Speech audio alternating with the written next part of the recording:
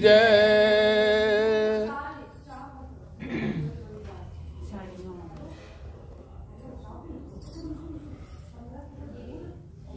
श्री गणेशाय नमः, श्री सरस्वती नमः, श्री वेद पुरुषाय नमः। ओम गणनाथ सरस्वती रवि शुक्रो बृहस्पति पंचेतांशं वेदवाणी प्रवर्ते नमस्ते शारदे देवीं काश्मीरा गुरुवासिनीं त्वामहं प्रार्थये नित्यं विद्यादानं तु देहि मे। श्री गणेशाय नमः, श्री सरस्वती नमः, श्री वेद पुरुषाय नमः। एकादशी व्रत महात्म। श्री गणेशाय नमः। सूत जी बोले 12 महीनों में केवल 24 और अधिक मास लोंद में 2 एकादशियां होती है। लोंद माने होता अधिक मास। इस तरह 26 एकादशियां होती, उनके नाम मैं कहता हूं, आप लोग सावधानी से सुनिएगा। उत्पन्ना मोक्षदा सफला पुत्रदा सरतिला जया विजया आमल की पाप मोचनी कामदा वरुथनी मोहिनी अपरा निर्जला योगिनी देवसैनी पवित्रा पुत्रा अजा परिवर्तनी इंदिरा पापांकुशा रमा देवोत्थानी, ये महीनों की 24 एकादशियों के नाम है। अधिक मास में पद्मिनी और परमा, ये 2 एकादशियां होती हैं। ये सब नाम के अनुसार फल देने वाली होती है। जिन जिनका जैसा नाम है वैसे फल प्रदान करती हैं। इनकी कथा सुनने से इनके फलों का अच्छी तरह ज्ञान हो जाए। यदि एकादशी का व्रत तथा उद्यापन की शक्ति ना हो तो इनके नाम का कीर्तन करने से ही शीघ्र फल की प्राप्ति होती है। अगर हमारे पास सामग्री नहीं है तो इनके नाम से कीर्तन करना चाहिए। आज हम एकादशी रहे हैं तो जो एकादशी है उसके नाम से कीर्तन करना चाहिए। अगर हम समर्थ हैं तो जिसी हमारी समर्थता है उसके हिसाब से हमको खर्च करना चाहिए। हमारी कम है तो कम में करना चाहिए। ऐसा नहीं कि सब कर्जा लेके करें, ऐसा भी कहीं शास्त्र में नहीं है। ठीक है ना, फल की प्राप्ति होती है ना। एकादशियों के महात्म का वर्णन। मार्गशीर्ष कृष्ण उत्पत्ति एकादशी। श्री सूत जी ऋषियों को कहने लगे, विधि सहित इस एकादशी का व्रत महात्म तथा जन्म की कथा भगवान श्री कृष्ण ने युधिष्ठिर को सुनाई थी। सतयुग में एक महाभयंकर राक्षस मुर नाम का प्रकट हुआ। उसने अपनी शक्ति से देवताओं को विजय किया और अमरावती पुरी से नीचे गिरा दिया। बेचारे मृत्युलोक की गुफाओं में निवास करने लगे और कैलाशपति की शरण में जाकर देखते के अत्याचारों का तथा अपने महान दुख का वर्णन किया। शंकर जी कहने लगे, आप भगवान विष्णु की शरण में जाइए। आज्ञा पाकर सब देवता क्षीर सागर में गए। वहां शेष की सैया पर भगवान शयन कर रहे थे। वेद मंत्रों द्वारा स्तुति करके भगवान को प्रसन्न किया। प्रार्थना करके इंद्र ब्रह्मवंश से चंद्रावती नगरी में उत्पन्न हुआ। उनके पुत्र का नाम मुर है और उस मुर देवते ने हमें स्वर्ग से निकाल दिया है। आप ही सूर्य बनकर जल का आकर्षण करते हैं, आप ही मेघ बनकर जल बरसाते हैं।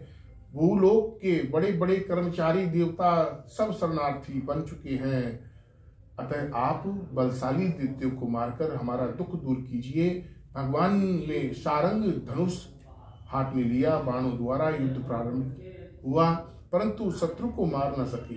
अंत में कुश्ती करने लगे। हजारों वर्ष व्यतीत हो गए परंतु प्रभु का दाव बंद एक न सफल हुआ।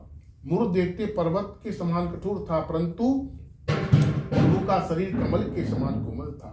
थक गए, मन में विश्राम की इच्छा उत्पन्न हुई। शत्रु को पीठ दिखाकर भाग चले।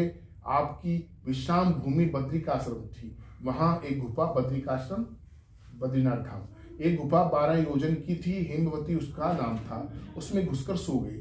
मुर देखते भी पीछे पीछे चला आया। सोते हुए शत्रु को मारने के लिए तैयार हो गया। उस समय एक सुंदर कन्या प्रभु के शरण में से शरीर से उत्पन्न हुई जिसके हाथ में दिव्यास्त्र थे। उसने मुर के अस्त्र शस्त्रों को टुकड़े टुकड़े कर दिए। रथ भी तोड़ दिया। फिर भी उस सूरवीर ने पीठ न दिखाई। कुश्ती करने को कन्या के समीप आ गया। कन्या ने धक्का मारकर गिरा दिया और कहा, यह मल्ल युद्ध का फल है। जब उठा तो उसका सिर काटकर कहा, यह हठ योग का फल है। मुर की सेना पाताल को भाग गई। भगवान निद्रा से जागे तो कन्या बोली, यह दैत्य आपको मारने की इच्छा करके आया था। मैंने आपके शरीर से उत्पन्न होकर के इसका वध किया है। भगवान बोले, तुमने सब देवताओं की रक्षा की है। मैं तुम पर प्रसन्न हूँ, वरदान देने को तैयार हूँ। जो क्रुद्ध मन में क्रुद्ध मन में इच्छा हो प्रकट मांग लो। कन्या बोली, जो मनुष्य मेरा व्रत करे उसके घर में दूध पुत्र धन विकास रहे, अंत में आपके लोक को प्राप्त करे। भगवान बोले, तू एकादशी तिथि को उत्पन्न हुई है, इस कारण तेरा नाम एकादशी प्रसिद्ध होगा। जो श्रद्धा भक्ति से तेरा व्रत करे उसको सब तीर्थों के स्नान का फल मिले, घोर तापों से उद्धार करने वाला तेरा व्रत होगा। ऐसा कहकर भगवान अंतर्ध्यान हो गए। पतित पावनी विश्व तारणी का जन्म मार्ग शीश मास के कृष्ण पक्ष में हुआ, इस कारण इसका नाम उत्पन्ना प्रसिद्ध हुई। फलाहार, इस दिन भगवान का पूजन व सेवा करनी चाहिए। इस दिन गुड़ बादाम का सागर होना चाहिए, गुड़ का और बादाम का। बोलिए एकादशी महारानी की जय। मार्गशीर्ष शुक्ला मुक्ता एकादशी। युधिष्ठिर बोले, हे भगवान कृष्ण, अब आप मुझे 26 एकादशियों की नाम प्रति तिथि विधि बताइए तथा किस देवता का पूजन करना चाहिए यह भी कहिए। भगवान जी बोले, मार्गशीर्ष नाम शुक्ल पक्ष की एकादशी का नाम मोक्षदा है तथा नाम तथा गुण अर्थात मोक्ष देने वाला व्रत है। 12 मार्गों में से मार्गशीर्ष को उत्पन्न माना है। गीता में अर्जुन से कह चुका हूँ, इससे कृष्ण पक्ष की एकादशी से प्रेम उत्पन्न होता है और शुक्ल पक्ष का व्रत मोक्ष देता है। इस व्रत में दामोदर भगवान का पूजन करना चाहिए। आज व्रतधारियों को यजमान को मेरी उखलन बंद लीला का बंधन करना है। उखल बंधन जो लीला होती है उसका वर्णन सुनना चाहिए। भगवान का योग्य है। फलाहार क्या है? इस दिन तुलसी की मंजरी व धूप आदि से दामोदर भगवान की पूजा की जाती है। इस दिन बिलपत्र का साधन लेना चाहिए। बोलिए एकादशी महारानी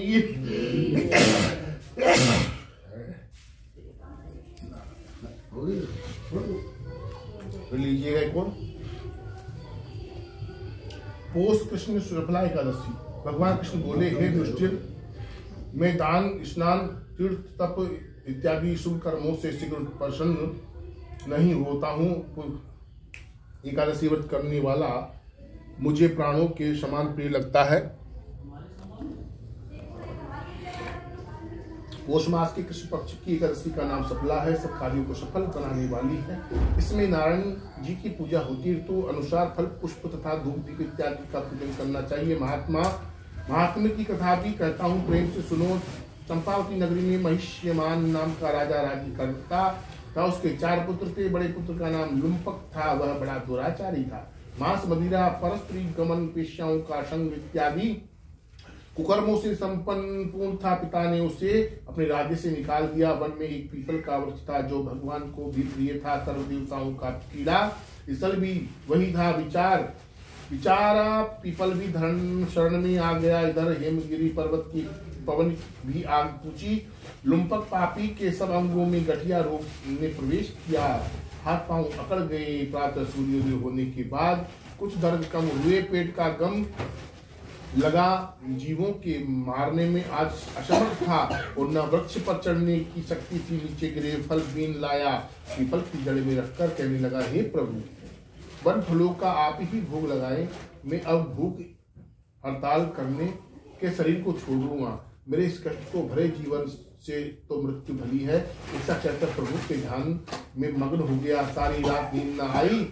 भजन कीर्तन प्रार्थना करता रहा, परंतु प्रभु ने उस फल का भोग न लगाया। प्रातः काल हुआ तो एक दिव्य अश्व आकाश से उतर कर उसके सामने प्रकट हुआ और आकाशवाणी द्वारा नारायण जी कहने लगे, तुमने अनजान से सफला एकादशी व्रत किया, उसके प्रभाव से तेरे समस्त पाप नष्ट हो चुके। सफला एकादशी के महात्म को सुनने से अश्वमेध यज्ञ का फल मिलता है। फलाहार इस दिन क्या करना चाहिए? नारियल, नींबू, अनार, सुपारी आदि अर्पण करके भगवान की पूजा करनी चाहिए। इस दिन तिल गुड़ का सागर लिया जाता है। बोले एकादशी महारानी की जय। पोष शुक्ला पुत्रदा एकादशी। भगवान कृष्ण बोले, हे धर्मपुत्र, पोष मास के शुक्ल पक्ष की एकादशी का नाम पुत्र है। पुत्र की कामना पूरी करने वाली है। इसके महात्म की कथा ऐसे है। एक समय भद्रावती नगर में सांकेता मन राजा राज्य करता था। उसकी स्त्री का नाम सेव्या था। विश्व विभूति से भवन भरा हुआ, द्वार पर चिंतामणियों का प्रकाश था, परंतु राजा की आंखों में अंधेरा सा प्रतीत होता था, कारण कि उसका पुत्र नहीं था। वह स्वर्ग के सुखों को नरक के समान कहता था। पुत्रिष्ट यज्ञ हजारों किए, सफल न हुआ, देवताओं को लाखों प्रणाम किए, आशीर्वाद एक भी न मिला, बेचारा हार गया और पूरे विचारों में घिर गया कि क्या करूं, विष खा लूं, भूत बन जाऊं तो अच्छा है, परंतु यह चिंता अच्छी नहीं है। कि फिर विचार करने लगा, आत्मघात करना महापाप है। इसलिए कहते हैं कोई भी अगर सामने स्थिति आती है और मन क्रोध होता है, कोई भी स्थिति बनती है, ये कर लूं वो कर लूं, 10 मिनट सोचना चाहिए इसके करने से क्या लाभ होगा। उन्होंने सोचा कि अगर मैं जहर खा लेता हूँ तो भूत प्रेत बन जाऊंगा, उससे होगा क्या। ये चिंतन का विषय है। 5 मिनट सोचेगा तो उसका निर्णय निकलेगा, वो जो करने जा रहा है वो नहीं कर पाएगा। ठीक है ना। तो जल्दबाजी में कुछ भी कर लेता आदमी। भूत बन जाऊंगा तो अच्छा है, परंतु यह भी चिंता अच्छी नहीं। फिर भी विचार करने लगा, आत्मघात करना महापाप है। चिंता में टूटने का उपाय वनवासियों से पूछूं। घोड़े पर सवार होकर वन विहार करने लगा, पशु पक्षी इत्यादि जीवों को पुत्रों के साथ खेलते हुए देखा। मन में कहने लगा, मेरे से यह भी सौभाग्यशाली है। आगे चला तो एक सरोवर मिल गया, उसमें मछलियां, मेढक इत्यादि पुत्रों के साथ विलास कर रही थी। विचार किया कि यह भी मेरे से अच्छे हैं। सरोवर के साथ चारों ओर मुनियों के आश्रमों में राजा घोड़े पे उतरकर मुनियों के आश्रम में गया, प्रणाम किया। कितना मतलब छोड़ दिया है कि उनको देखकर प्रश्न, ये भी परिवार के संग रह रहे हैं ना। मुनियों के आश्रम में गया, प्रणाम कर पूछा, आपका परिचय। मुनि बोले, हम विश्व के देवता हैं, इस सरोवर को पतित पावन समझकर स्नान के लिए आए हैं। आज पुत्रता एकादशी का पर्व है, जो पुत्र की इच्छा पूर्ण करता है। राजा बोला, क्या यह दिव्य फल मुझे व्रत करने से मिल जाएगा। विष्णुदेव बोले, हमारी बात सत्य होगी, परीक्षा करके देख लो। राजा ने श्रद्धा से पुत्र का एकादशी का व्रत कर रात्रि को जागरण किया, प्रातः भवन में चला गया। 9 मास के बाद में उसके पुत्र उत्पन्न हुआ। राजा के दिल की धैर्य मिला, पितर भी प्रसन्न हो गए। कथा को सुनने से भी स्वर्ग मिलता है। फलान इस दिन क्या करना चाहिए, नारायण भगवान की पूजा की जाती है। इस दिन बछड़े की माँ गो को दूध का सागर लिया जाता है। जो बछड़िया को वाली मैया तो उसको दूध का सागर लेना चाहिए। बोले एकादशी महारानी की जय। माँ कृष्णा सत्यला एकादशी। भगवान कृष्ण बोले, हे युधिष्ठिर, माघ मास कृष्ण पक्ष की एकादशी का नाम सल्तिला है। इसमें तिल का स्नान है, तिल से उबटन है। तिल का स्नान, तिल में डाल के स्नान करना चाहिए। थोड़ा तिल को पीस करके उसमें जल डाल के उबटन मतलब शरीर में मलना चाहिए। तिल से हवन भी करना चाहिए, तिलांजलि देना चाहिए भगवान को। तिल जल डालते ना, देते भगवान को, देते इसी प्रकार से भगवान को देना चाहिए। सही ठाकुर जी की चरणोदिक तिल का दान भी करना चाहिए उस दिन। यह सल्तिला कहलाती है। इसका महात्म्य पुलस्त ऋषि ने दालभ्य को सुनाया था, नारद ऋषि को मैंने आगे सुनाया, क्योंकि इसमें मेरी पूजा की जाती है। इस कारण नारद मेरे पास आया और मैंने आंखों देखी बात सुनाई। एक ब्राह्मणी थी, वह चांद्रायण राज व्रत किया करती थी। व्रत करते करते दुर्लभ हो गई। व्रती के भाव से उसके समस्त पाप नष्ट हो जाएंगे। ऐसा विचार किया कि अब यह मरने की बात स्वर्ग जाएगी, जाकर कुछ दान मांग लूं, जिससे स्वर्ग का तोषा भी कुछ बन जाएगी। मैं वैकुंठ लोक को त्याग मृत्यु लोक में आया। वामन अदृश्य छोटा रूप बनाकर ब्राह्मणी के द्वार पर भिक्षु हुआ। उसने मुझे मृत्यु पिंड दे दिया। कुछ दिन के बाद उसने शरीर त्याग दिया। पूरा जिंदगी भर पूजा पाठ किया उसने। चांद्रायण व्रत होता है, उसको करने से मुक्ति हो जाती है। तो उसने क्या किया, जो गलती से मृत्यु जो पिंड होता है ना, अपन पितृ पूजन करते हैं, वो पिंड उसने दे दिया। इसको बंद कर दो, इसको बताओ, दरवाजा बंद कर दो, दरवाजा बंद कर दो। नहीं, बंद मत करो। अरे ये आनंद खुल रहा है, अंदर आवाज। हाँ जी, तो उसने मृत्यु पिंड दे दिया उसको। कुछ दिन के बाद उसने शरीर त्याग दिया। व्रत के प्रभाव से स्वर्ग गई और अपने ग्रह में केवल मृत्यु पिंड ही देखा। वो जो दान किया था ना उसने, वही देखा। दान करने की बड़ी महत्व है। सब लोग कहते पंडित जी, महात्मा, संत, पर जो दान दिया होता है अपने भाव से दिया हो, कैसा भी हो, और भावना से दान दिया तो वो तुम्हें फल देगा। वो पिंड वहां मिल गया साहब उसको, अन्य वस्तुओं से शून्य था, अपने बिगड़े हुए भवन को देख न सकी, शीघ्र मेरी शरण में आकर पुकार करने लगी, आप अच्छे फलदाता हो, मेरे चांद्रायण व्रत का फल निष्फल कर दिया। मैंने उत्तर दिया, तो व्रत आपने किए हैं, पापों को भस्म कर यह स्वर्ग में ले आए हैं। व्रत का प्रभाव तो पाप को दोष करके अपने स्वर्ग में आ गए हो, दान जो दिया वो तो वही मिलेगा ना, और जो हाथ से दिया हुआ भी आपको मिल रहा है। इस व्रत में एक तिल दान करने से 1000 वर्ष तक स्वर्ग मिलता है, एक तिल दान करने से। फलहार क्या करें, एक दिन भगवान श्री कृष्ण की पेठा, नारियल, जायफल, सुपारी आदि से पूजा करनी चाहिए। तिल पट्टी का सागर शास्त्रों में बताया। बोलिए एकादशी महारानी की। माघ शुक्ला जय एकादशी। श्री कृष्ण बोले, हे धर्मपुत्रा, माघ मास के शुक्ल पक्ष की एकादशी का नाम जया है। इसका महात्म पद्म पुराण में इस प्रकार लिखा है। एक समय स्वर्गपुरी में इंद्र के सामने गंधर्व गान कर रहे थे, अपराध नृत्य कर रही थी। उसने एक पुष्पवती नाम गंधर्व की स्त्री और माल्यवान नाम माली का पुत्र भी था। वह दोनों परस्पर एक दूसरे पर मोहित थे। उन्हें यह विचार न रहा कि इंद्र की सभा में श्राप मिल जाएगा। परस्पर दोनों की दृष्टि लड़ने लगी। माल्यवान तो दीवाना गाना भूल गया। पुष्पावती पगली बनकर नाचने लगी, तार बन गई। राज ने देखकर क्रोध किया कि कहाँ तुम दोनों पिशाच योनि को प्राप्त हो। अगर सभा में कोई बैठे हैं सब, तो वहां पे उद्दंडता करते ना, तो उसका भी वो रहता है। हम भाई बैठे बड़े बूढ़े, उनका भी सम्मान करना चाहिए। देवता बैठे, अभी आप ज्यादा हंसी मजाक नहीं करना चाहिए। देवता का सम्मान करना चाहिए, गंभीर होकर बैठना चाहिए। देवता ने देखकर क्रोध किया और कहा, तुम दोनों पिशाच योनि को प्राप्त करो। बड़ी सभा में अपमान करने वाले को ऐसा दंड दिया जाता है। अपवित्र जल, अपवित्र भोजन तुम्हारे योग्य है, ऐसा कहकर स्वर्ग से गिरा दिया। स्वर्गारोहण मार्ग द्वारा बद्रीनाथ में आए। यदि पापियों के देश में जाते तो खाना पीना मन माना मिलता, परंतु पाप से शीघ्र उद्धार न होता। इस कारण से उन्होंने प्रथम ही तपोभूमि पर निवास किया।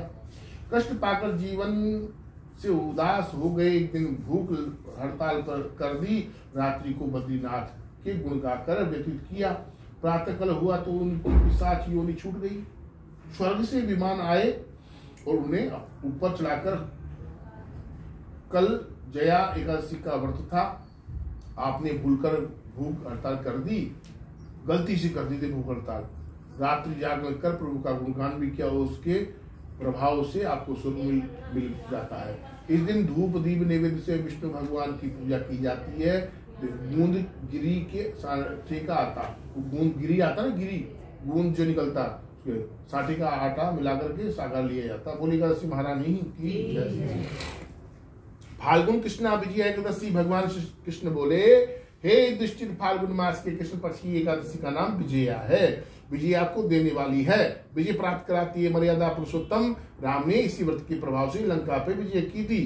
कथा ऐसे है, जब भगवान राम कपिल दल के सहित सिंधु तट पर पहुंचे तो रास्ता रुक गया। समीप में एक दालभ्य मुनि का आश्रम था। इसने अनेकों ब्रह्मा अपनी आंखों से देखे।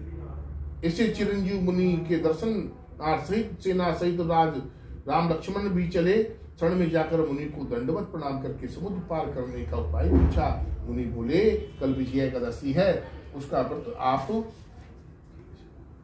सेना सहित करो। समुद्र से पार होने का, लंका को विजय करने का सुगम उपाय यही है। मुनि की आज्ञा से राम लक्ष्मण ने सेना सहित विजया एकादशी का व्रत किया। रामेश्वर पूजन किया। मैंने तो तेरे साहस प्रकट कही है, क्योंकि तू धर्मात्मा है। इस महात्म को सुनने से हमेशा विजय होती है।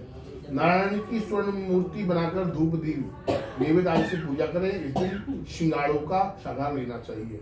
बोली एकादशी महारानी की। फाल्गुन शुक्ल आमला एकादशी। श्री कृष्ण जी बोले, हे युधिष्ठिर, फाल्गुन मास के शुक्ल पक्ष की एकादशी का नाम आमला है। एक समय सर्वश्रेष्ठ मुनि ने मानधाता राजा से पूछा, समस्त पापों का नाश करने वाला कौन व्रत है?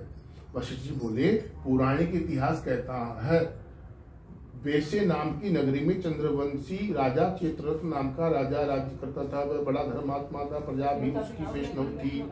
एक दिन राजा वन विहार करने गया, दिशा का ज्ञान न रहा, एक वृक्ष के नीचे सो गया। आज राजा ने आमला एकादशी का व्रत रखा था।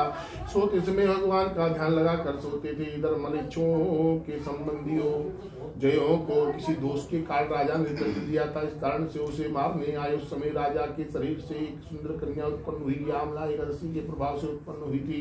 कालिका के समान अट्ट करके उसने खप्पर फिराया। मलेच्छों के रुद्र की भिक्षा लेकर अंत में अंतर ध्यान हो गई। राजा ने जाकर शत्रु को मरा हुआ देखा, आश्चर्य हुआ, मन में कहने लगा, मेरी रक्षा किसने की? आकाशवाणी बोली, आमला एकादशी के प्रभाव से तेरी रक्षा विष्णु भगवान ने की है।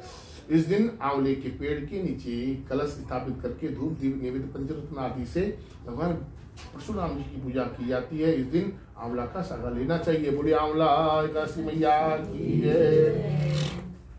चैत्र मास कृष्ण पाप मोचनी एकादशी ही। कृष्ण जी बोले, हे धर्मपुत्र, चैत्र मास के कृष्ण पक्ष की एकादशी का नाम पाप मोची अथवा पापों को भस्म करने वाली है।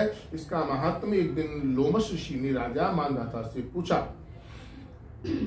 लोमस ऋषि बोले, एक चित्ररथ नामक सुंदर वन था। देवराज इंद्र का कीड़ा स्थल था। उस वन में एक मेधावी मुनि तपस्या करते थे। भगवान शंकर के भक्त थे। शंकर के सेवा से कामदेव की जन्म से शत्रुता रहती है। अप्सराओं के साथ लेकर अपने मनमोहक संतापन इत्यादि पांचों वाणों को कस लिया। मंजुषा नाम की अप्सरा ने मुनि के मन को हर लिया। भगवान शंकर का ध्यान भूल गए। मुनि ने मन मंदिर का पति मंजुषा को बना लिया। राशि लीला करते करते 18 वर्ष व्यतीत हो गए। अप्सरा स्वर्ग जाने की आज्ञा मांगने लगी। मुनि बोले, आज पहला दिन ही है, कल चली जाना। अप्सरा ने पंचांग खोलकर दिखाया तो मुनि को ज्ञात हुआ कि इस हत्यारिणी ने तो मेरी तपस्या को भंग कर दिया है। क्रोधित हो गए, पिशाचिनी बनने का शाप दे दिया। अप्सरा बोली, मेरा उद्धार कैसे होगा? मुनि बोले, पाप मोचनी एकादशी के प्रभाव से तुम्हें फिर दिव्य शरीर मिलेगा। ऐसा कहकर मुनि अपने पिता च्यवन ऋषि के पास चले गए। अपने पाप कर्म के उद्धार होने का उपाय पूछा। पिता ने भी पाप मोचनी एकादशी का व्रत कहा। अतः मुनि तथा मंजुषा दोनों ही इस व्रत के प्रभाव से पापों से छूट गए। इस दिन चिरंजी का सागा लेना चाहिए। बोले एकादशी महारानी की जय। चैत शुक्ला कामदा एकादशी ही मैया। भगवान कृष्ण बोले, युधिष्ठिर, चैत्र मास के शुक्ल पक्ष की एकादशी का नाम कामदा है। शक का महात्म राजा दिलीप ने गुरु वशिष्ठ से पूछा। वशिष्ठ जी बोले, एक भोगीपुर नाम में पुंडरीक नाम का राजा राज्य करता था। उसकी सभा में गंधर्व गान करते थे, अप्सरा नृत्य करती थी। उनमें ललिता नाम गंधर्व भी रहता था। उसका परस्पर अति प्रेम था। एक दिन राज्य सभा में ललित गंधर्व गान कर रहा था।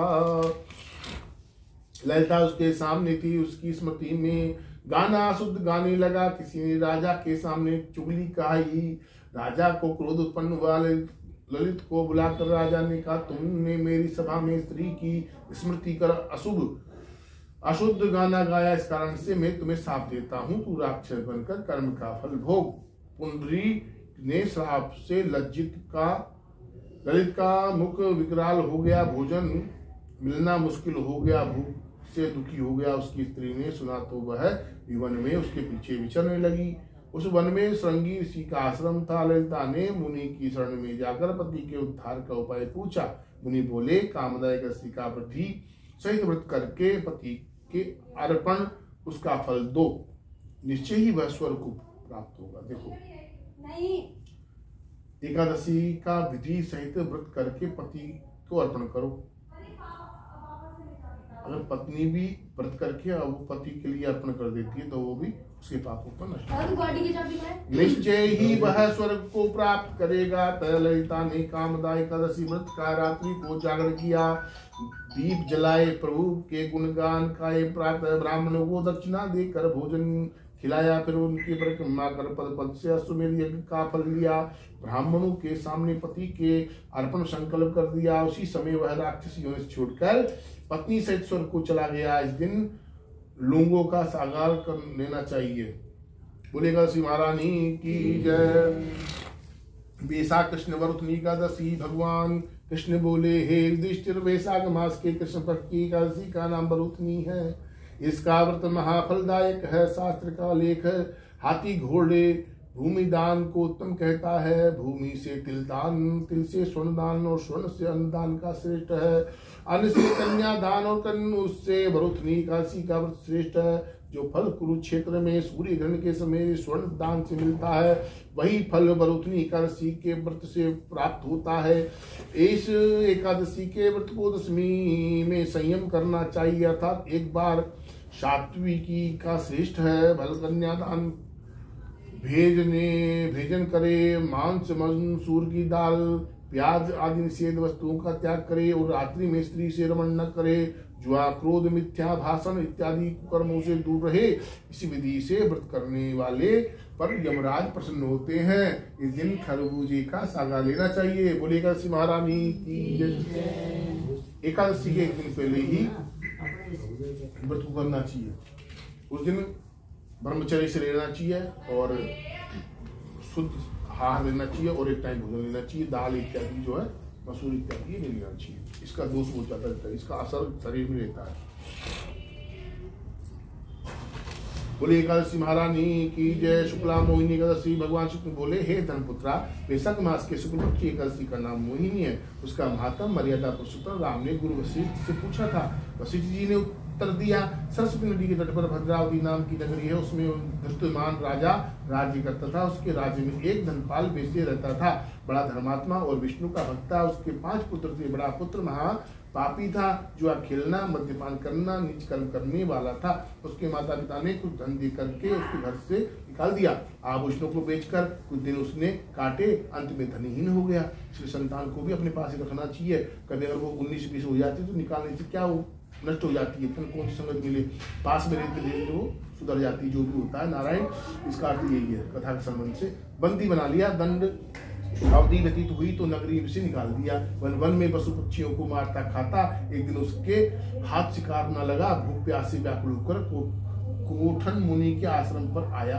हाथ जोड़कर बोला, मैं आपकी शरण में हूँ, पाच की हूँ, कोई उपाय बता कर मेरा उद्धार करो कीजिए। मुनि बोले, वैशाख माह के शुक्ल पक्ष की एकादशी का व्रत करो, अंत जन्मों से पाप भस्म हो जाएंगे। मुनि की शिक्षा से वैश्य कुमार ने मोहिनी एकादशी का व्रत किया। पाप रहित होकर विष्णु लोक को चला गया। इसका महात्म सुनने से हजारों गोदान का फल मिलता है। इस दिन गोमूत्र का इत्यादि देना चाहिए, ठीक है ना। बोली एकादशी महारानी की जय। जया कृष्णा अपरा एकादशी। श्री कृष्ण बोले, हे युधिष्ठिर, श्रेष्ठ। श्री कृष्ण बोले, दोनों ले लो। हे युधिष्ठिर, ज्येष्ठ मास के कृष्ण पक्ष की एकादशी का नाम अपना है। अपार संसार समुद्र से पार करने वाली है। इस व्रत से महापापों का नाश हो जाता है। जो क्षत्रिय का पुत्र युद्ध भूमि में पीठ दिखाकर भाग जाए, धर्मशास्त्र से नरक का अधिकारी कहता है। यदि वह भी अपरा एकादशी का व्रत कर ले तो निश्चय स्वर्ग को जाता है। जो माता पिता तथा गुरु की निंदा करता है, नीति से नरक का भागी कहलाती है। परंतु अपरा एकादशी का व्रत उसे भी वैकुंठ का अधिकारी बना देती है। जो फल बद्रिकाश्रम में निवास करने से मिलता है, सो अपरा एकादशी का व्रत से मिलता है। वही गोदान अपरा एकादशी के व्रत समान है। उसका महात्म सुनने वाला सिंह के समान हो जाता है। पाप रूपी मृग उसे देखकर दूर भाग जाते हैं। इस दिन ककड़ी का धागा लेना चाहिए। बोले एकादशी महारानी की। ज्येष्ठ शुक्ल निर्जला एकादशी। व्यास मुनि के पास जाकर भीमसेन ने पुकार की कि मेरे पूज्य माता कुंती व पूज्य भ्राता युधिष्ठिर तथा अर्जुन, नकुल और सहदेव द्रौपदी सहित एकादशी का व्रत करते हैं और मुझे भी भिक्षा देते हैं। तू अन्न मत खा, नरक मिल जाएगा। आप विचारिए मैं क्या करूं, 15 दिन के पश्चात ये एकादशी आ जाती है और हमारे घर में झगड़ा उत्पन्न हो जाता है, मेरे उदर में अग्नि का निवास है, उसकी अन्न की आहुति न दूं तो चर्बी को चाट जाएगा। शरीर की रक्षा करना मनुष्य का परम धर्म है, अतः आप ऐसा उपाय बतलाइए जिससे सांप भी मर जाए और लाठी भी न टूटे। क्या कहा इन्होंने, भीमसेन जी ने, मेरे उदर में अग्नि का निवास है, उसे अन्न की आहुति न दूं तो चर्बी को चाट जाएगी, कम कर देगी। शरीर की रक्षा करना मनुष्य का परम धर्म है। लोग कहते हैं कोई बात हुई लगाई फांसी, शरीर का धर्म रक्षा करना चाहिए। शरीर को भगवान ने दिया, बड़ी कितनी पुण्य की तो शरीर मानो धर्म मिला हुआ है। जो आदमी कर देता था, गाड़ी चला रहे उल्टी सुल्टी सब, मतलब बहुत सोच विचार की बातें। तो शरीर की रक्षा करना मनुष्य का परम धर्म है, तो आप ऐसा उपाय बतलाइए जिससे सांप भी मर जाए और लाठी भी न टूटे। अर्थात ऐसा व्रत करो जो वर्ष में एक दिन करना पड़े, मन में व्याधियों का नाश करने वाला हो, 24 एकादशियों का फल उसके करने से मिल जाए और मुझे स्वर्ग में संबंधियों के साथ ले जाए। व्यास जी बोले, ज्येष्ठ शुक्ल पक्ष की एकादशी का नाम निर्जला एकादशी है। ठाकुर जी का चरणोदक वर्जित नहीं है, कारण कि वह तो अकाल मृत्यु को हरने वाला है। सिर्फ चरणोदक भगवान का ले सकते हो, उसमें भगवान का चरणोदक है, यानी कि चरणोदक भगवान के गिलास भर के पी जाओ, ऐसे भी नहीं, इतना कंटे में जाए। जो निर्जला एकादशी का व्रत श्रद्धा सहित करता है उसे 24 एकादशी का फल प्राप्त होता है। बोले एकादशी महारानी की जय। इस दिन केरी का सागा लेना चाहिए। केरी केरी आम अमिया। आषाढ़ कृष्णा योगिनी एकादशी। श्री कृष्ण जी बोले, हे दृष्टि, आषाढ़ मास के कृष्ण पक्ष एकादशी का नाम योगिनी है। इसके महात्म की एक पौराणिक कथा कहता हूँ। कल अलकापुरी में शंकर के भक्त कुबेर जी रहते थे। पूजा के लिए हेममाली पुष्प लाया करता था। उसकी स्त्री अति सुंदर थी, नाम उसका विशालाक्षी था। हेममाली एक दिन मानसरोवर से पुष्प तोड़कर घर लाया। पत्नी की छवि देखकर कामातुर हो गया, पूजा के फूल भूल गए। कुबेर भंडारी रास्ता देखते रहे और माली के घर सुख कोक शास्त्र की कीड़ाएं होने लगी। वही यक्षपति कुबेर ने गुप्त यक्षों को भेजा, वह उसके कर्म देखकर और उसके महा अंधे में उन्हें न देख पाया। कुबेर ने माली को बुलाकर कहा, अरे महापापी नीच, तूने मेरे पूज्यवर जी का तिरस्कार किया, इस कारण से मैं तुझे श्राप देता हूँ। तो स्त्री के वियोग से दूर हो भोगेगा, मृत्युलोक में जाकर क्रोड़ी होगा। कुबेर के श्राप से वह माली पृथ्वी पर गिराया गया। स्त्री का वियोग हो गया, कोठी बनकर कष्ट पाने लगा, कोड़ी बनकर के कष्ट पाने लगा। शरीर से तो दुर्गंध आती थी, परंतु अंतकरण उसका दर्पण के समान शुद्ध हो गया। अपने अपराध की कथा सुनकर मुक्ति का उपाय पूछा मार्कंडेय मुनि। बोले, आषाढ़ मास कृष्ण पक्षी एकादशी का व्रत तिथि विधि सहित करो, समस्त पापों का नाश हो जाएगा। अतः हेमाली ने मुनि की शिक्षा से योगिनी एकादशी का व्रत किया। उसके प्रभाव से अपने दिव्य स्वरूप को प्राप्त हुआ। जो फल 88,000 ऋषियों को भोजन कराने से प्राप्त होता है, वह इस महात्म को सुनने से प्राप्त होता है। इस दिन मिश्री का सागा लेना चाहिए। बोलिए एकादशी महारानी की जय। आषाढ़ शुक्ला एकादशी। भगवान कृष्ण बोले, धर्मात्माओं में श्रेष्ठ आषाढ़ मास के शुक्ल पक्ष एकादशी का नाम देवसेनी है। ब्रह्मा जी ने नारद से कहा, आज के दिन भगवान में विष्णु को शयन कराया जाता है। कार्तिक शुक्ला एकादशी को जागते हैं। चातुर्मास का इस एकादशी के से प्रारंभ होता है। चतुर्मास होता है, संत बड़े बड़े महात्मा करते हैं, एकादशी से शुरू होता है और अभी एकादशी आती ना तब पूर्ण होता है। शंकराचार्य बड़े बड़े लोग संत महात्मा तीर्थ में जाकर करते हैं, वहां पे नियम होते कुछ उनके।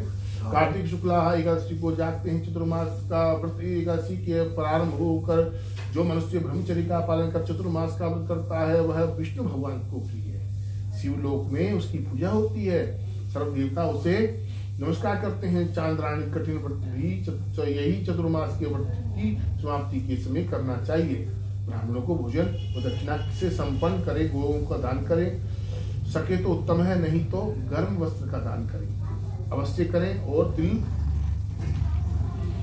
साथ लेकर मिलाकर जो स्वर्ण दान करते हैं वह भोग मोक्ष दोनों को प्राप्त करते हैं। गरीबों के लिए गोपी चंदन के दान से भगवान प्रसन्न होते हैं। हल्दी के दान से गौरी शंकर जी को प्रसन्नता होती है और चांदी के पात्र में धरकर हल्दी का दान देना वामन भगवान की प्रसन्नता के लिए है। ब्राह्मणों को दही भात का भोजन कर लगाना चाहिए। चतुर्मास में जो एक बार भोजन करते हैं वह स्वर्ग को जाते हैं। इस व्रत में जो तथा चावल इत्यादि अभ्यातों को खिलाते हैं वो स्वर्ग को जाते हैं। इस दिन दाख का सागर लेना चाहिए। दाख कहते हैं बड़ा दाख होता है इसका। बोली एकादशी महारानी की। चतुर्मास जो देवसेनी एकादशी से और देव उठने आज के दिन तक एक टाइम भोजन करता है, श्रवण कृष्णा कामिका एकादशी। भगवान बोले, हे दृष्टि, श्रावण मास के कृष्ण पक्ष की एकादशी का नाम कामिका है। इसका महात्म लोकहितार्थ एक समय देवर्षि नारद ने पितामह विष्णु से पूछा। उन्होंने इस पवित्र व्रत में भगवान विष्णु की पूजा कही थी। पृथ्वी दान, स्वर्ण दान, कन्या दान इत्यादि महादान के फल से विष्णु पूजा का फल अधिक है। कामिका एकादशी के समान विष्णु पूजा का फल है। जो फल मनुष्यों को अध्यात्म विद्या से मिलाता है उससे शरीर अधिक कामिका एकादशी देने वाले हैं। भगवान विष्णु पर एक दल तुलसी का चढ़ाओ तो एक भाग स्वर्ण और 4 बार चांदी दान करने से फल मिलेगा। बढ़िया वस्त्र अमूल्य भूषण पर भगवान इतने शीघ्र प्रसन्न नहीं होते। तुलसी के दर्शन मात्र से पाप भस्म हो जाते हैं। वृंदा के स्पर्श मात्र से मनुष्य पवित्र हो जाता है। भगवान चरणों में तो तुलसी अर्पण करता है उसे अवश्य मुक्ति मिलती है। ये महात्म तो सुनने से मनुष्य यशस्वी होता है। इस दिन तुलसी की मंजरी से विष्णु भगवान का पूजन किया जाता है। इस दिन गो दुग्ध का सागर लेना चाहिए। बोली एकादशी महारानी की जय। श्रवण शुक्ला ये पुत्रदा एकादशी। श्री कृष्ण बोले, हे युधिष्ठिर, श्रावण मास के शुक्ल पक्ष की एकादशी का नाम पवित्रा है। यह पुत्र की इच्छा पूर्ण करने वाली है। इस कारण इसका नाम पुत्र भी प्रसिद्ध है। इसमें गौ माता का पूजन करना चाहिए। इसके महात्म की कथा ऐसे है। एक महीमती नगरी थी, उसमें महीजित नाम का राजा राज्य करता था। बड़ा धर्मात्मा था, परंतु पुत्रहीनता उपाय बहुत किए, परंतु सब व्यर्थ गए। दिल का कांटा ना निकल सका। राजा को सुख देखकर मंत्रियों को दुख हुआ और वह लोमस ऋषि की शरण में गए। दंडवत प्रणाम कर विनय करने लगे, हमारे राजा के यहाँ पुत्र नहीं है, बेचारा सुख भवन में पड़ा है। आप कृपा करके कोई उपाय बताइए जिससे उनके घर में कुल दीपक का प्रकाश हो जाए। मुनि ने दिव्य दृष्टि से उनके पूर्व जन्म का कर्म देख कर कहा, तुम्हारा राजा पिछले जन्म में महाकंगाल था, परंतु कर्मी था। एक दिन घूमते घूमते उसे कहीं जल न मिला और अन्न मिला। दूसरे दिन एक सरोवर मिला, वहां एक प्यासी गो जल पीने आई। उसने लाठी मारकर भगा दिया उसे। महापाप से तुम्हारा राजा निसंतान हुआ है। और जिस दिन वह भूखा प्यासा रहा, रात्रि को चलते चलते जागरण भी हो गया, भूखा था, भगवान को स्मरण कर भोजन मांगता था। उस दिन श्रावण शुक्ला एकादशी व्रत करके उसने भूल से कर लिया, परंतु वह दूध पुत्र और धन देने वाली पुत्रदा एकादशी थी। उसके प्रभाव से राजा को राज्य मिला और गो के श्राप से उसे निसंतान कर दिया।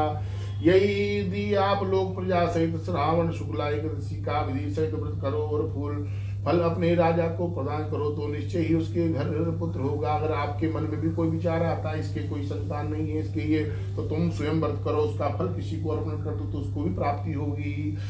करे तो निश्चय ही उसके घर पुत्र होगा। व्रत की विधि यह है, गौओं का पूजन करना, उसको मधुर फलों से प्रसन्न कर द्वादशी के दिनों से पेट भर के लड्डू और पूरी इत्यादि का भोजन लगाना उसका आशीर्वाद पुत्रदा एकादशी का महात्म के समान है। मुनि की शिक्षा से मनुष्यों ने प्रजा सहित व्रत कर रात्रि को कीर्तन किया, गौओं का पूजन कर पुत्र प्राप्त हुआ। इस दिन गुड़ का सागर लिया जाता। बोली एकादशी महारानी। भाद्रपद कृष्ण आज एकादशी। भगवान कृष्ण बोले, हे धर्मपुत्र, भादो मास के कृष्ण पक्ष की एकादशी का नाम अजा है। इस महात्म गौतम मुनि की ही जानते हैं इसे, जिसने युगों का परिवर्तन कर लिया था। कथा इसकी इस प्रकार है। सूर्यवंश में 31 विपीढ़ी पर राजा हरिश्चंद्र अयोध्या नगरी में हुआ था। उसने द्वार पर एक श्याम पट लगाया था जिसमें मणियों से लिखा हुआ था। यह लेख था, इस द्वार में मुंह मांगा दान दिया जाता है। विश्वामित्र ने पढ़कर कहा, मणियों का लेख मिथ्या है। हरिश्चंद्र ने उत्तर दिया, परीक्षा कर लो। विश्वामित्र बोले, राज्य अपना मुझे दे दो। हरिश्चंद्र बोले, राज्य आपका है और क्या चाहिए? विश्वामित्र बोले, दक्षिणा भी तो लेनी है। राहु केतु का शनि की पीड़ा सहनी सहज है, 7.5 का कष्ट भी सुगम है। मेरी परीक्षा में पास होना बहुत कठिन है। आपको मुर्दे जलाने पड़े, तेरी रानी को दासी बनना पड़ा। यदि इन अत्याचारों का आपको भय नहीं हो तो जय गणेश करके हमारे साथ काशी में चलो। राजा ने धर्म का सत्कार किया। आप भंगी के सेवक बने, रानी दासी हो गई। पुत्र को नाग बनकर विश्वामित्र ने डस लिया। इसी आपत्ति में भी उसने सत्य का त्याग न किया, परंतु मन में शोक की अग्नि भड़क उठी। उस समय गौतम मुनि के दिल में दया आई। उन्होंने राजा हरिश्चंद्र के पास आकर कहा, तुम अजायदर्शी का विधि पूर्वक एक व्रत कर दो, समस्त संकट दूर हो जाएंगे। ऐसा कर गौतम मुनि अंतर ध्यान हो गए। राजा ने विधि सहित अजायदर्शी का व्रत किया। उसके प्रभाव से स्वर्ग में जयकार शब्द हुआ। अपने सामने ब्रह्मा विष्णु महेश इंद्र आदि देवताओं को खड़े देखकर पुत्रा को जीवित था अपनी स्त्री को भूषण सहित देखा। अयोध्या में आकर एकादशी का पूर्ण सत्कार किया। उसके राज्य में बालक व्रत सब एकादशी का व्रत करने लगे। एकादशी व्रत के प्रभाव से प्रजा सहित अंत में स्वर्ग को प्राप्त हुआ।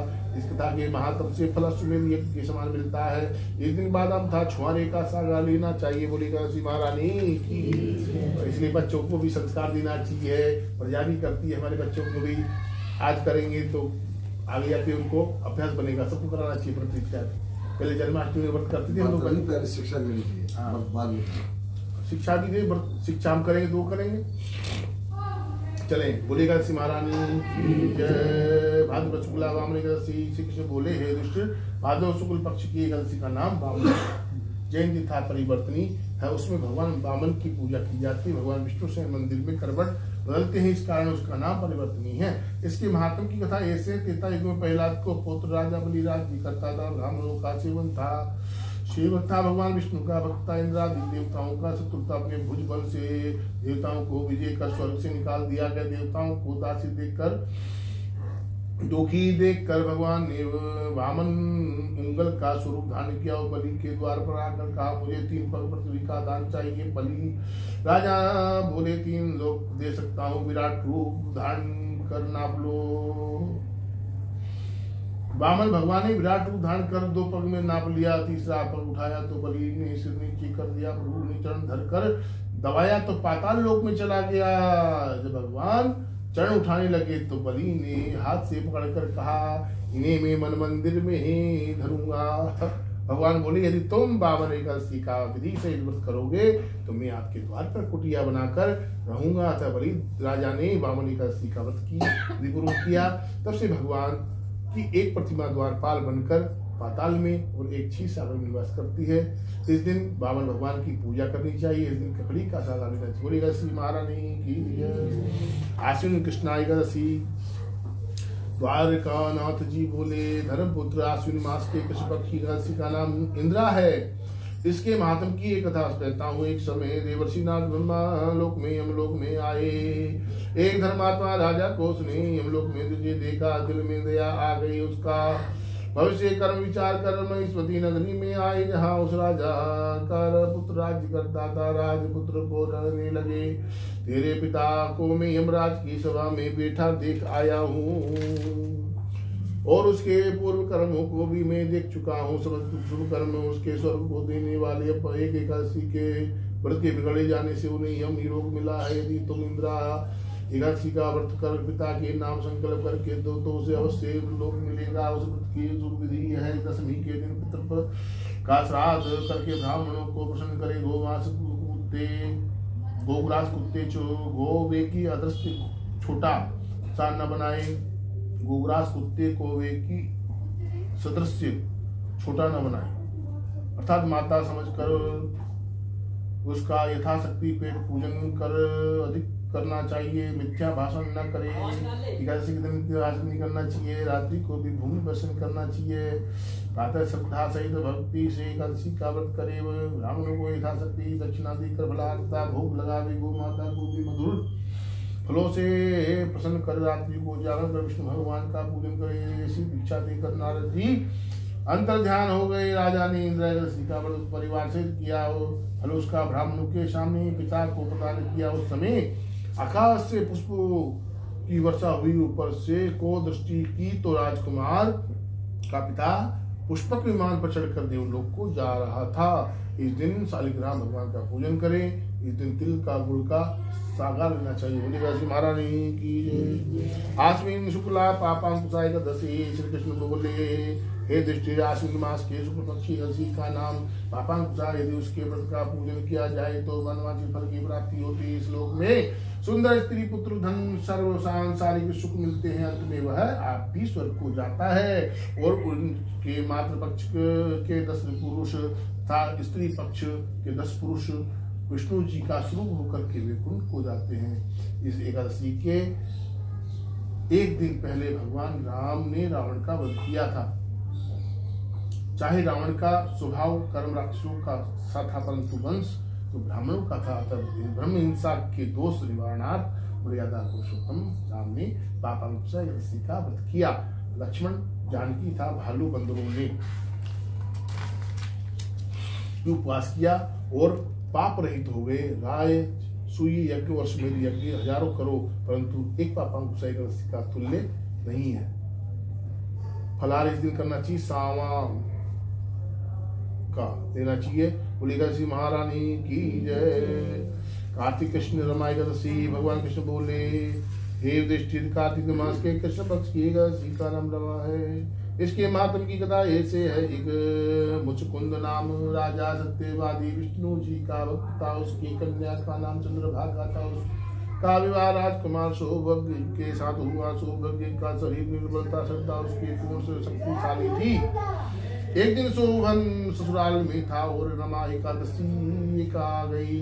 मूलचंद राजा ने टिटोरा पिटवा दिया। आज सब प्रजा को उपवास करना होगा। हाथी, घोड़े, ऊंट इत्यादि पशुओं को भी अन्न मत देना। राजकुमार शोभन मुनादी सुनाकर पति के पास गया और कहने लगा, मैंने उपवास किया तो अवश्य मर जाऊंगा।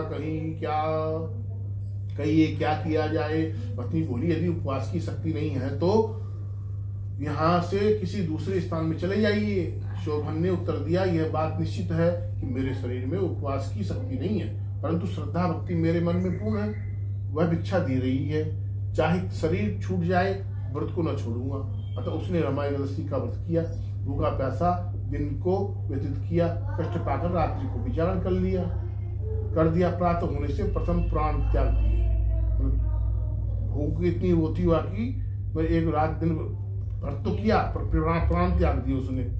व्रत के प्रभाव से उसे इंद्राचल पर्वत पर रत्न जड़ित उत्तम नगर प्राप्त हुआ। यहाँ इंद्र के समान आनंद लेने वाला गंधर्व और अप्सरा उसकी स्तुतियां करने लगी। बोले एकादशी महारानी की जय। लेकिन केले का सागर कहाँ में लेना चाहिए। कार्तिक शुक्ला प्रबोधिनी एकादशी। श्री कृष्ण जी बोले, हे दुष्टिर, कार्तिक मास के शुक्ल पक्ष की एकादशी का नाम प्रबोधिनी है। इसमें भगवान विष्णु जागते हैं। इस दिन इनका नाम देवोत्थान भी कहा गया है। इनके महात्म की कथा ब्रह्मा जी ने नारद जी से कही। ठीक है, जिसके हृदय में प्रबोधिनी एकादशी का व्रत करने की इच्छा उत्पन्न होती है उसके 100 जन्म के, देखो आज के आपके मन में आज उत्पन्न हुआ कि नहीं हुआ, है ना। आज के आपके हुआ, ये कथा भी ये बोलती है। और आज के दिन उत्पन्न हुआ था, उत्पन्न होती है कि 100 जन्म के पाप भस्म हो जाते हैं और जो व्रत को विधि पूर्वक करता है उसके अंतः जन्म के पाप नष्ट हो जाते। भगवान की प्रसन्नता का मुख्य साधन है प्रबोधिनी एकादशी के व्रत से मनुष्य को आत्मा का बोध होता है।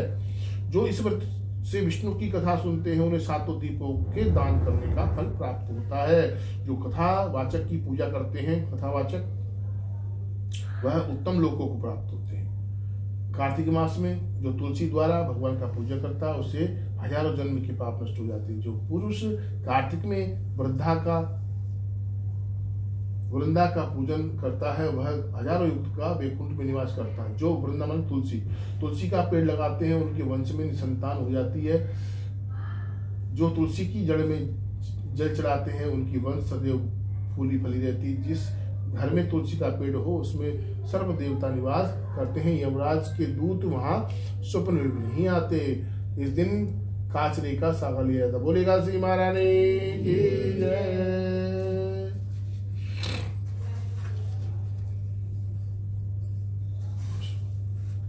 नारद जी कहते हैं जिसके हृदय में प्रबोधिनी का व्रत करने की इच्छा उत्पन्न होती है उसके जन्म के पाप खत्म हो जाते हैं और जो व्रत को विधि पूर्वक करता है उसके अनंत जन्म के पाप नष्ट हो जाते हैं। भगवान की प्रसन्नता का मुख्य साधन प्रबोधिनी का व्रत से मनुष्य को आत्मा का बोध होता है।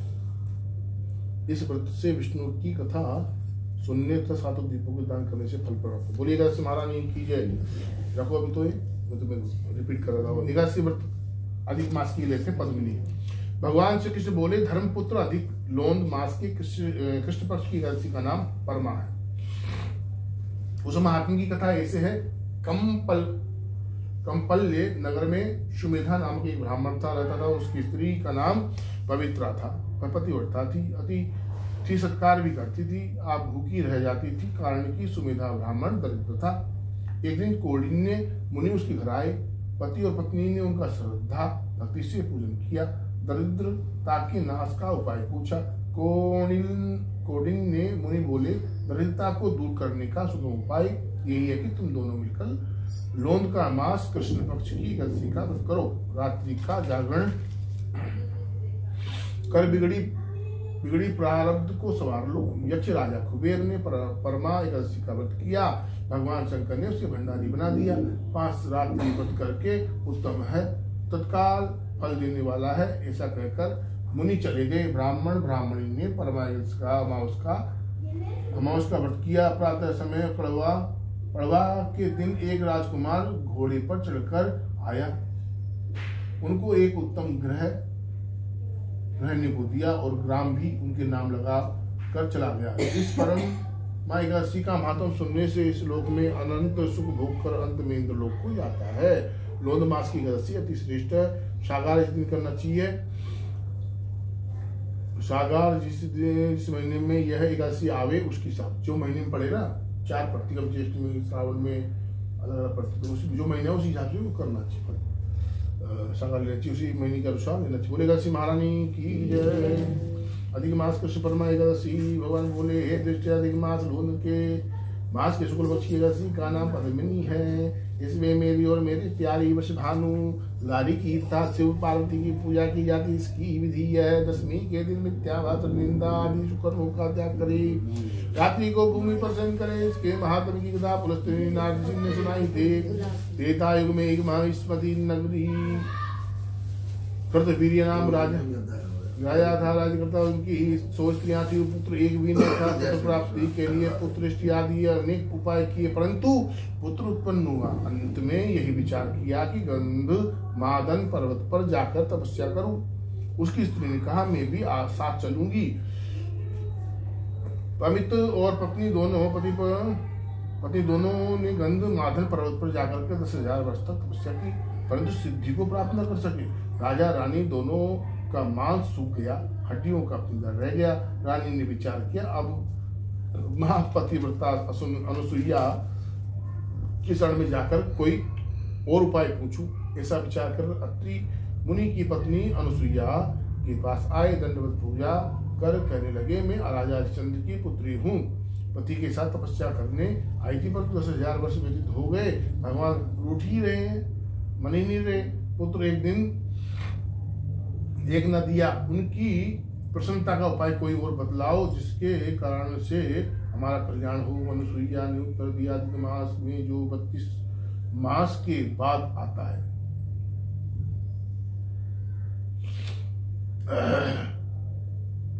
उसके शुक्ल पक्ष की एकादशी का विधि पूर्वक व्रत करो। ऐसा अजय पुत्र मिलेगा जिसको रावण भी विजय न कर सकेगा। आता है प्रमदा रानी ने पद्मिनी एकादशी का श्रद्धा से व्रत किया। कार्तिकवीर्य नामक पुत्र को प्राप्त किया। कार्तिकवीर्य महाप्रतापी राजा था। देवता देवते सब उनको प्रणाम करते थे। रावण जसो को विजयी कर उसने अपने जेल में बंद किया। पुलस्त्य मुनि के कहने से उसे छोड़ दिया गया। अतः सूत जी ने 88,000 ऋषियों को यह कथा सुनाई। निमिषारण्य ने वन में सुनाई थी, जैसे अनेक रुई के पर्वतों और एक चिंगारी अग्नि की हो, वैसे अनंत जन्मों के पाप और एक पद्मिनी एकादशी व्रत का फल हो, दोनों एक समान है। रुई भरी हो ट्रक के अंदर में, थिली मार दो हमें तो जीरो हो जाएगी वो। इसी प्रकार से इस व्रत को करने से सब समस्त पूर्व जन्मों के पाप वाप सब खत्म हो जाएंगे। करना चाहिए, इससे आपको लाभ है, फल की प्राप्ति होती है। इस दिन नरोत्तम भगवान की धूप दीप से नैवेद्य से पूजा करनी चाहिए, और जो महीना पड़े वही हिसाब से फलाहार करना चाहिए। एकादशी महारानी की जय। श्री कृष्ण गोविंद हरे नाथ नारायण वासुदेव, हे नाथ नारायण वासुदेवा, हे नाथ नारायण वासुदेवा। श्री कृष्ण गोविंद हरे मुरारी, हे नाथ नारायण वासुदेवा, हे नाथ नारायण वासुदेवा, नारायण वासुदेवा। श्री कृष्ण गोविंद हरे मुरारे, वाहे नाथ नारायण वासुदेवा, हे नाथ वासुदेव। श्री कृष्ण गोविंद हरे मुरारी, नारायण देवा।